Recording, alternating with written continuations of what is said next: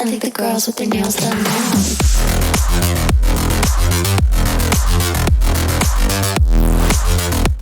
Devlog time! I am back with another devlog video.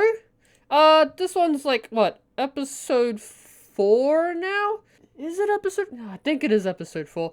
Well, what I want to show you in this episode is actually a bunch of stuff. So I said in my last video that I would, do another devlog video after I've done, you know, a bit of work where there's like a notable difference in what I've done. So, I think, I don't actually remember what I showed off in the last video, but I had, this room done. I've changed it a little bit. I changed some of like the sizes, stairs and whatnot. I added pipes. I've added an entire corridor section here. Actually, let's go into play mode. I'll show you what I've done. Okay, so, first things first, added a corridor. So, originally there wasn't a corridor here yet. I had just a bunch of cubes and primitive stuff lying around, so I basically added 2 corridors that go around the main power room, which is nice. So you got, you know, more additional areas to walk around. I don't know what's happening here, but getting a bit of purple and orange going on, but it's probably leaking from this room. I've tried to sort it out, but it just doesn't want to fix itself. It's probably this tiny ass gap here. But, we got stairs, we got railings. I'm not sure what the condition... I should probably actually have a look at the last episode because I'm probably just repeating myself. But there's railings and stuff now. I changed the materials on the floor to be reflective. So if you pop into, DXR and turn on ray trace reflections, the reflections are ray trace. My RAM is at an insane usage right now, so the performance is not gonna be great. So once it's built, it's like you get 40 FPS with a 3070. I am still waiting for the DLSS update to release, so I can just upgrade to that, so I can also add DLSS so you can get 60 frames per second. But so you can, you know, ray trace it and actually see the difference. You can turn on recursive rendering, which is like a different form of ray tracing where it like makes the reflections and materials look realistic. Recursive rendering itself is actually screen space, as you can see how the reflections disappear the more I hide the pipe. But if you want to get ray trace reflections, you can turn it on and then you can still see the pipe. And you don't hit, from what I can tell, it doesn't put additional strain, but maybe that's just the 3070 being good. Ooh, I also added, I'm going the wrong way. I just wasted my sprint. So I've added a cargo room, so you go through the south south doors, whatever I consider south, and you get this entire big ass room to run around with lots of containers and stuff to hide in. And it looks pretty nice, so you can like have firefights in here and run through here. And, you know, it's like a small maze. You do get stuck on things. I think I need to update my movement so that doesn't happen as often. But, you know, a cool running around the area. You got like global, you got like this cool shieldy thingy I made that illuminates like half the room purple, which looks super cool. If I turn on global illumination, it completely breaks because Unity doesn't like emissives in this ray tracing mode currently. But I have a fix for that kinda, because if you saw, there's something special here I added, but I want to complete the tour. So you got a bunch of areas you can like jump up and climb and run around, and firefights will be like super cool and dynamic, I guess. I've added these little light sources so it's not completely dark, especially if you're playing like recursive or something and it just feels a little too dark. So that's cool. Okay, and I added another thing. This is what it looks like from the outside with all the occlusion culling. I've added activators and deactivators that turn off entire rooms so the game runs even better, I need to put one on that room, and this room also has it. So if I were to go to that corridor from this side, from that words. So if I walk through here, room's back. That room's missing, as I'll show you here. And boom, there's an entire room missing. I had to manually do it because Unity's occlusion culling doesn't seem that effective sometimes, so I had to do that. I'm probably gonna do it to this room as well. I added occlusion culling's a bit weird here. I don't know how to fix it yet, but I added another room. This is more like a docking station. So that other room was cargo bay related stuff. Let's pop back out here. So that was cargo bay. This room is a docking station. I kind of designed it off like guys remember Halo CE's third mission Truth and Reconciliation. There's a room that has like a almost similar design where two ships land in here and you know, land and exit, and you can like climb up there. Yeah, I basically designed this room like that, but I'm not good at 3D modeling, so it doesn't look as good.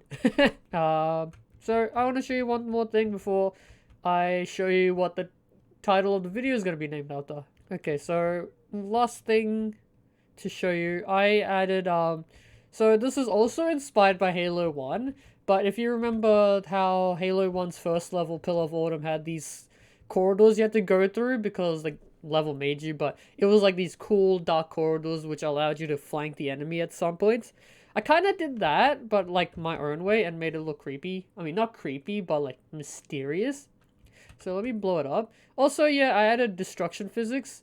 This the grenade I currently use is one of the most powerful ones, so it has like a really large explosion radius. So don't expect all grenades to be that effective. Most of the grenades will be like a 5-unit radius, but we get this cool ass secret corridors where you can run through and shoot your enemies from the outside, and it just looks cool. Obviously, I've tried to optimize this as much as I can, so I haven't ran this on like my potato computer yet, so it probably won't run well, but hopefully you have a decent spec computer if you do play my game. I'm not considering all optimizations yet. I haven't like asked my friends who have RTX computers to, you know, check the performance on theirs. They both have like RTX 2070s, which a lot of people probably have RTX wise. Okay, so I'm gonna stop doing the tour and show you the big thing I added. This actually took 3 days, so that was Monday, Tuesday, and today. And this one's pretty much complete. I might tweak it over time, so I'm just gonna close the project now. Ooh, look, Audacity. I'm recording. So let's open it so it's best performing and does the best of everything.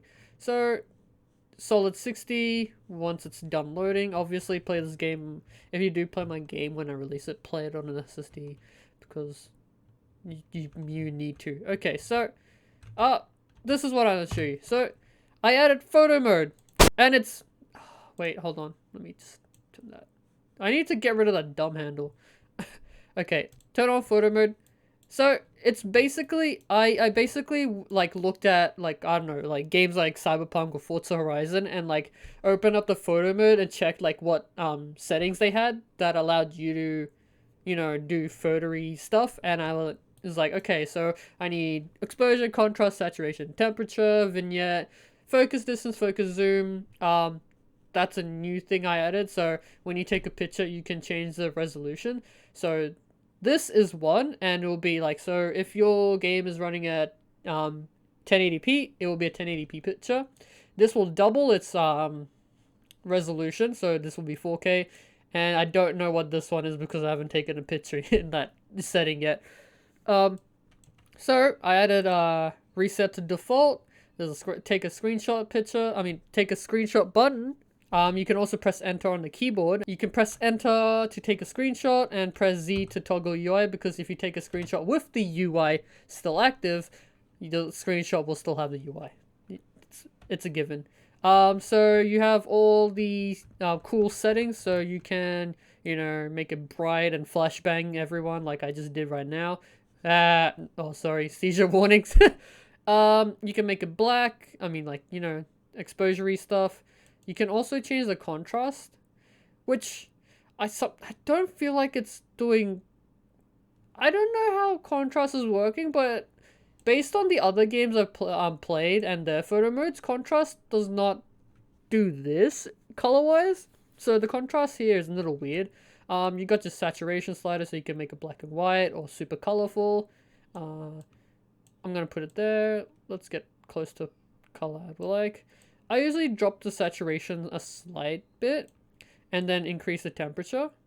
And you can also decrease it so it's gonna look more blue, and this will make it look more orange. I like it a bit warm on this level. You can change the focus distance, so this is where the camera will, you know, lose focus. And then you can also change how much focus there is, so you can make it super blurry, or you can make it a bit more clear. If you want it to be completely clear, just max it out and just hide the focus distance, as long as you're not taking a picture that's really far away. I would probably have to tweak I would probably have to tweak the settings when I do some of my more open levels that are like alien worlds or whatever. Then I have to tweak it so you get like more distance. But I'm just gonna do that. We're gonna take a low picture so we can get as much as we can. So I'm gonna do that. Looks pretty cool. You can change the zoom as well, so you can zoom in a lot and then zoom out a lot. I don't know why you would want to do this unless you're taking a super cool like hyperspace image. So there's that. I'm gonna put it to around here. You can also run recursive rendering as well, so you can make it look shinier.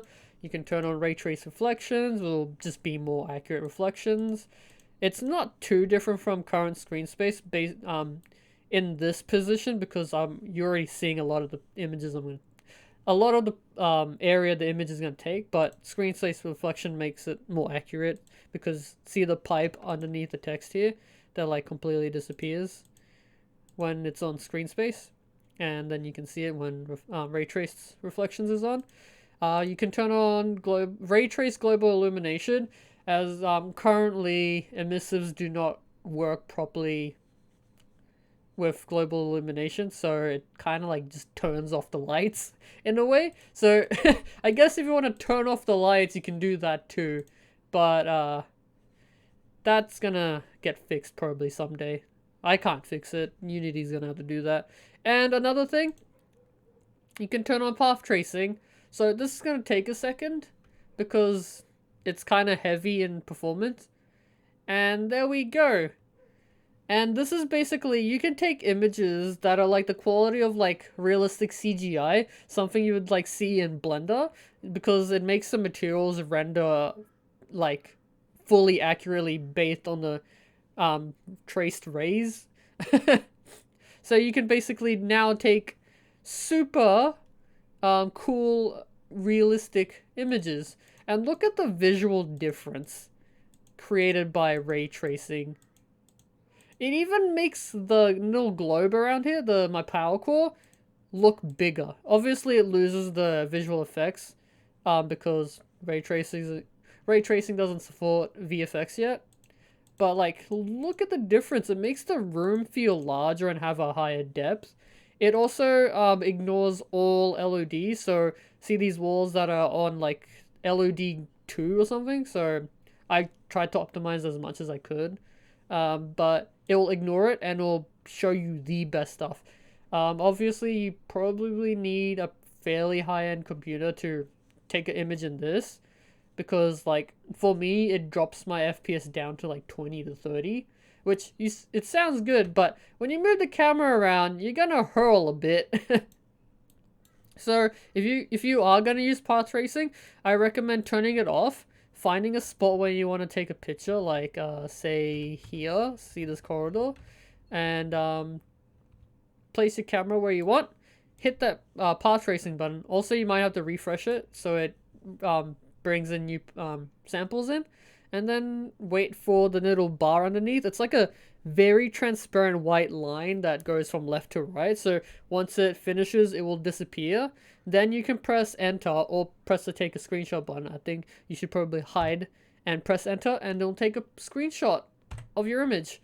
If you do put this up, if you put capture resolution higher than 1, so here or here, it will resample the image and will cause the image to look bad because it'll take an image while it's still resampling. But if it's still at 1, it won't have to resample because it's still at the resolution you took it at. So, you know, be native. So, that's my video. I might make a photo mode demo video soon with like a bunch of music or something that just shows off how cool this is, but not a lot of games allow you to take path trace screenshots. So it's impressive, honestly, that I have been able to pull that off, and I am happy about it. I think in my next devlog, I am hoping to have this level completely finished, so have more corridors here, be able to enter the second layer. There's supposed to be an entire second level you can walk around. I need to do that. I need to complete that side. It's also just very empty. Not sure currently what I'm thinking of. I wanted this to be a med bay, but then I felt like this is way too human in design, even though this is supposed to be an alien ship. Like, you can tell by the stuff I did here in the corridors. Is like, yeah, it's not supposed to look normal. So it's the ship is supposed to be alien-y. That's why it's got like cool, mysterious corridors you can enter. I also have to add the bridge over here. I'm thinking of maybe using Halo 4's first mission as a reference. Maybe, I'm not sure. But you get this cool skybox view as well.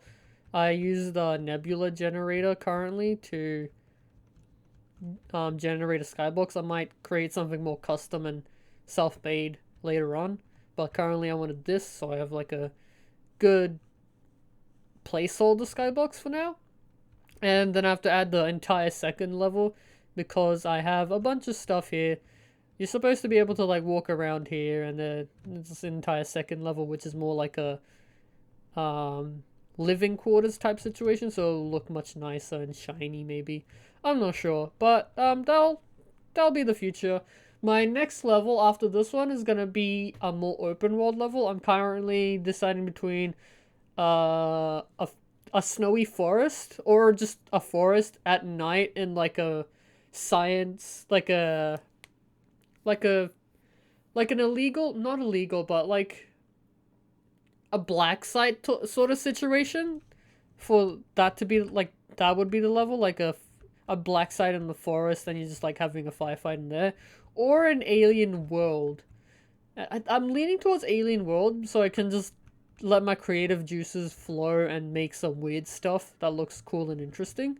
So I'm might gonna work on an alien world because I'll probably first work on like a water shader, and then work on the trees and make the trees destructible, and also I'll work with the LOD system, and then I'll work on the terrain and whatnot, and then make it look super cool. And with photo mode,